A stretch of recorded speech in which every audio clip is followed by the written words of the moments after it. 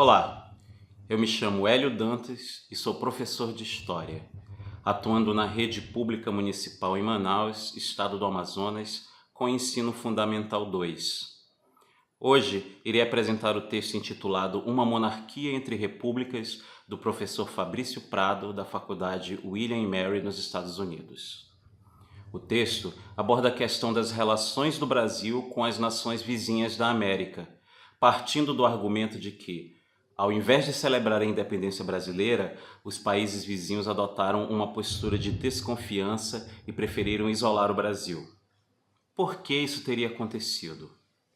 Fabrício Prado ressalta que as também recém-independentes nações latino-americanas adotaram o modelo republicano. Isso teria sido um dos motivos que levaram suas lideranças a desconfiarem de um processo de independência que resultou em uma monarquia. Tanto ao sul quanto ao norte, houve suspeitas e receios em reconhecer um império liderado por um nobre europeu. Afinal de contas, o próprio filho do rei de Portugal tinha se tornado o monarca da nova nação. No sul, havia a questão geopolítica, que vinha desde a década de 1810, relacionada à continuação da ocupação e incorporação do território da Banda Oriental, o atual Uruguai, como uma província do Império, a província Cisplatina, território que era disputado tanto entre espanhóis, portugueses e um movimento de cunho popular e federal liderado por José de Artigas. Mais ao norte, no México, na América Central, assim como na Gran Colômbia, regimes monárquicos eram vistos como despóticos. Para Simão Bolívar e outros chefes de governo republicanos na América, não havia lugar entre as jovens repúblicas latino-americanas para uma monarquia, vista como velha e absolutista. Segundo Fabrício Prado, somente com a intervenção da Inglaterra, que realizou a mediação após a Guerra da Cisplatina e que resultou na independência do Uruguai em 1828, que se modificaram as relações bilaterais entre o Brasil monárquico e seus vizinhos republicanos.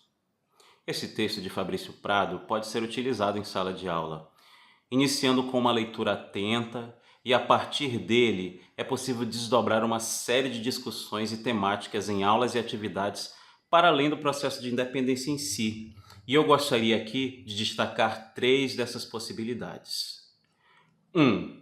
Por mais óbvio que pareça, ressaltar que a independência e o surgimento do Brasil-nação é um processo de múltiplas facetas e não um fato político isolado. Em parceria com a disciplina de Geografia, por exemplo, é possível realizar discussões e atividades voltadas para a compreensão de todo o processo geopolítico de estabelecimento das fronteiras das nações latino-americanas. Ou seja, não há um Brasil colônia, que é o embrião do Brasil imperial, que surge pronto e acabado. O Brasil de 1822 é territorialmente diferente do Brasil atual. Há uma série de disputas territoriais para além da corte no Rio de Janeiro que marcam esse longo processo e precisam ser levadas em consideração. 2. Sair um pouco do eixo Brasil-Europa. A percepção dos processos de nossa história ainda é muito marcada pela nossa relação, quer como receptores ou espectadores, dos acontecimentos da história europeia que simplesmente repercutem por aqui. É notório que em nossa prática escolar docente ainda ignoremos as relações do Brasil com as nações latino-americanas ao longo do tempo, gerando por vezes um total desconhecimento, não só da história, mas também da cultura das nações que estão tão próximas de nós. Como habitante do Amazonas, por exemplo, o conhecimento que temos a respeito da história, da geografia e da cultura da Venezuela, da Colômbia e do Peru, países fronteiriços, ainda é irrisório em vista da visibilidade e espaço que a história europeia tem em nosso currículo. Essa possibilidade de discussão leva ao ponto 3.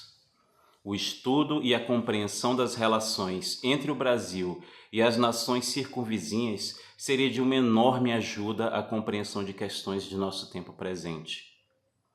Partindo pelo menos do processo de independência que o texto de Fabrício Prado aborda, isso permitiria não somente um aprofundamento do conhecimento histórico de nossas alunas e alunos, mas também seria de enorme valia no combate à xenofobia e às visões estereotipadas e preconceituosas sobre os países latino-americanos que ainda são reproduzidas no cotidiano escolar. As possibilidades de abordagem e discussão a partir do texto Uma Monarquia entre Repúblicas, do professor Fabrício Prado, não se esgotam aqui. Agradeço a oportunidade de apresentar algumas delas e espero que o conteúdo desse vídeo possa ser útil. Muito obrigado.